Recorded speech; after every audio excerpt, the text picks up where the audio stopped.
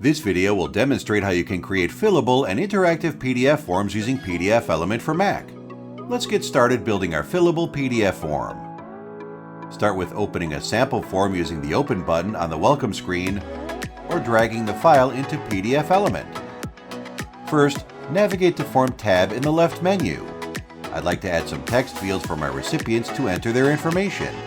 So I choose text fields from the Form toolbar. I can double-click the field to customize its properties.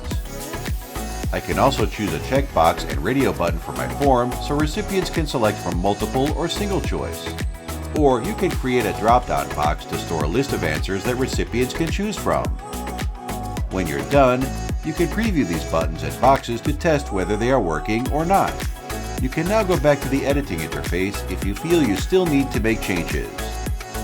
You have now created a fillable PDF form using PDFelement. If you found this tutorial helpful, please don't forget to like the video and subscribe to our channel.